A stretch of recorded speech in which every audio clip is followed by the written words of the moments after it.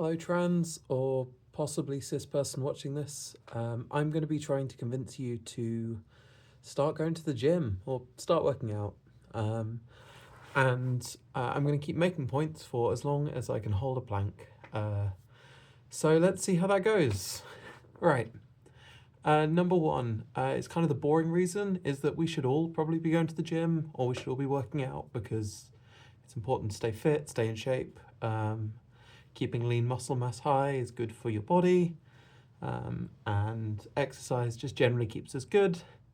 The second reason, if you are of the leftist persuasion, which, come on, you're here, you probably are, you got to stay strong for the revolution. You know, my core motivation is staying fit for the comrades.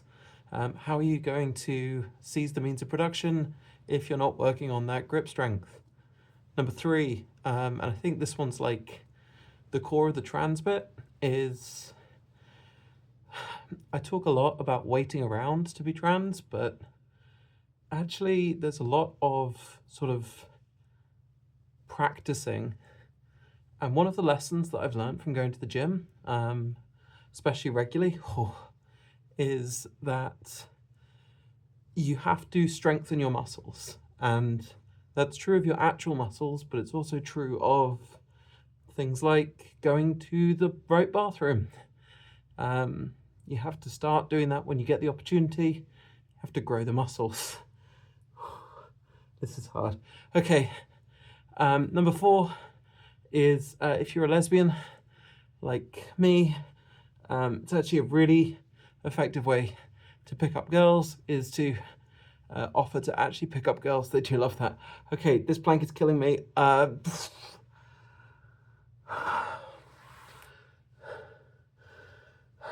might have had more points, but I'm not sure I was going to get to them.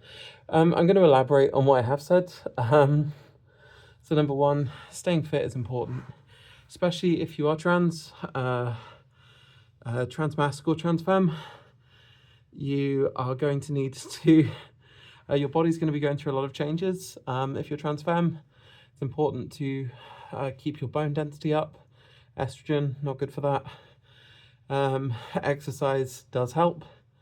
If you're transmasc, then your body's going to have a lot more energy going into it. It's really good to be able to put that into muscle. I'm not a doctor. More intelligent people have explained it better elsewhere. But do go look that up, the importance of exercise while medically transitioning. Second point, staying fit for the revolution. I know it sounds silly, but like being like not taking care of your body is a great way to, you know, keep yourself in part of the system of consumerism. There's a reason that it's ideal for the current system that everyone be not in the best state. And importantly, that does also mean not over-exercising, not pushing yourself too far.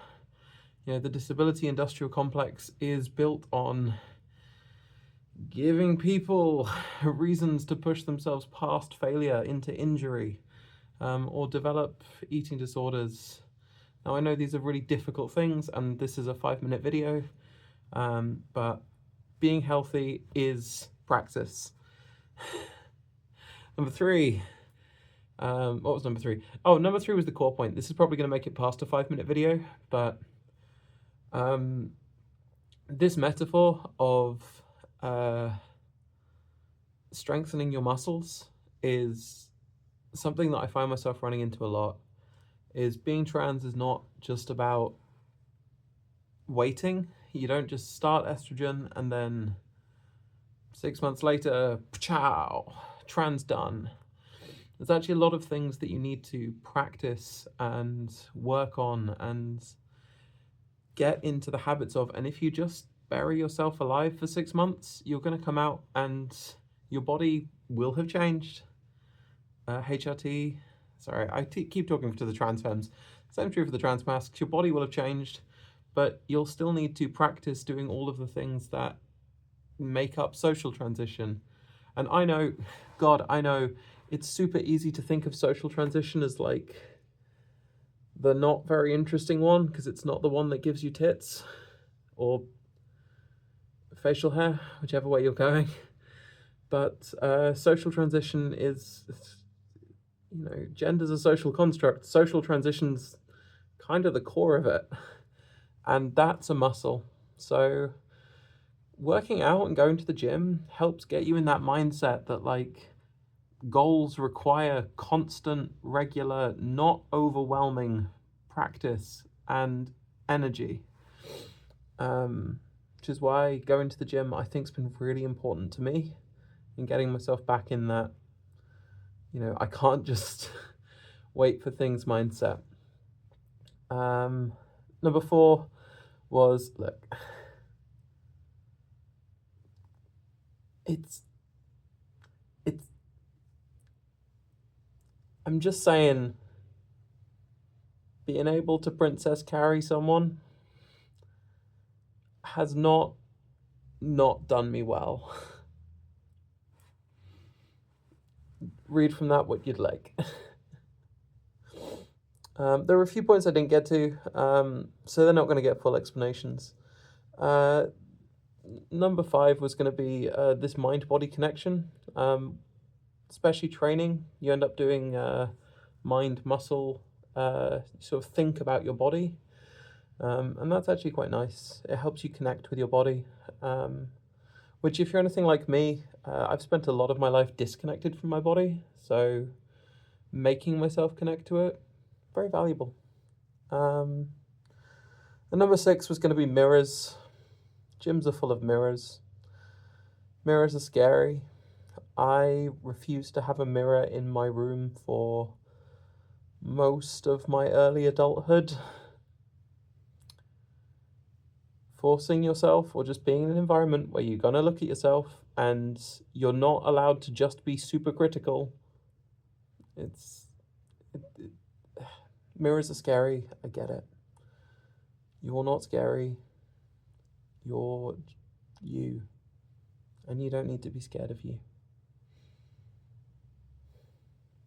So, takeaway from this one is doing a plank for more than a minute, really hard. If you've been putting off exercise, signing up for a gym, take this as an invitation from me to give it a try and understand that most of the benefits are not about the actual like workout. It's really easy to think that when you go to a gym you have to really commit to getting bulked up or toned or whatever's pitched to you from the gym adverts. You don't. You can go and you can just do really basic stuff, and frankly, a person spending half an hour at a gym 3 days a week is going to see the kind of results that will blow their mind if they stick to it. So, I love you all very much. Stay safe, stay healthy, and I will talk to you tomorrow.